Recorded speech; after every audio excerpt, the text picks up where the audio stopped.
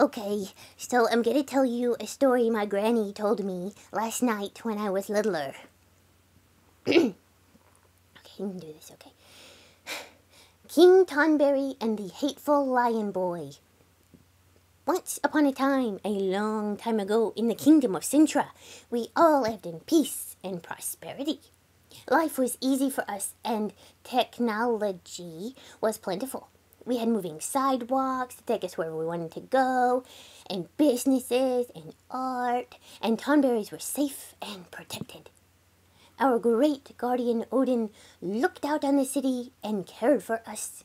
He was a merciful and kind leader, but unfortunately was growing older. One day he called all the Tonberries to the town square for a meeting, and as he rode up on his glorious horse, they all saw he was getting older and seemed sad. "Lovely Tonberries," he said, "I am getting older and I seem sad.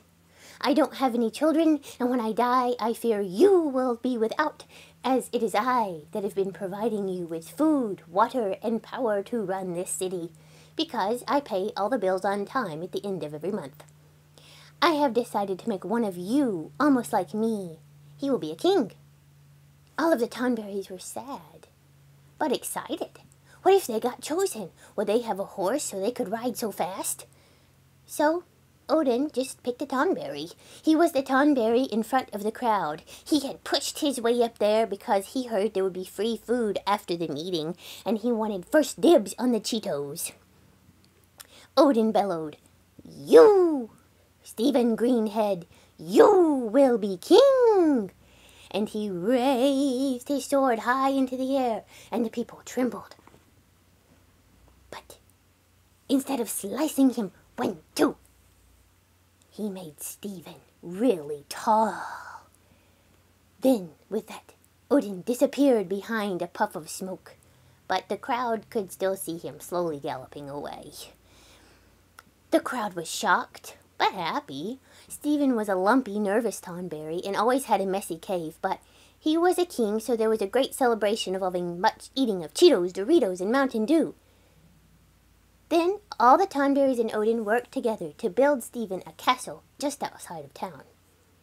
The years rolled by, but Odin never rolled by again, and the people rarely saw King Stephen Greenhead.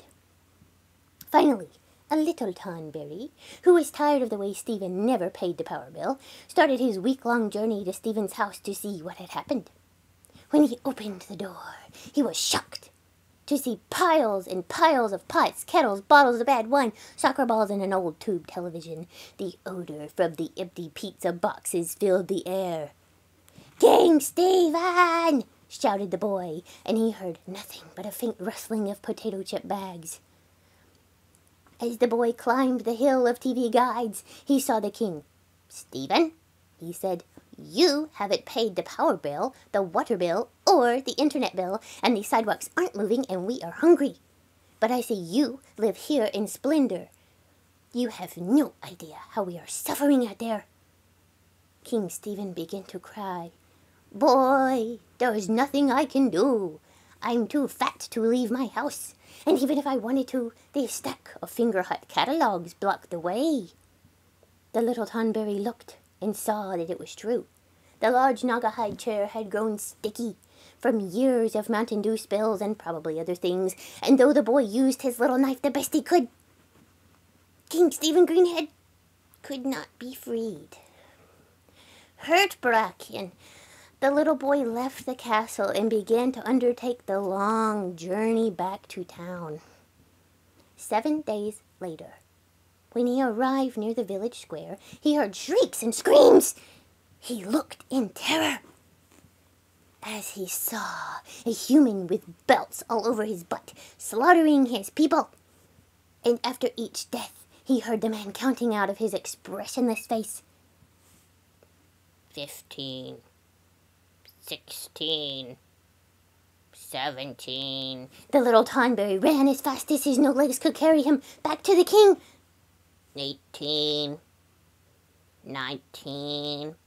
But he was too slow. He heard the music. He had been random encountered. though he done valiantly, he was brutally defeated.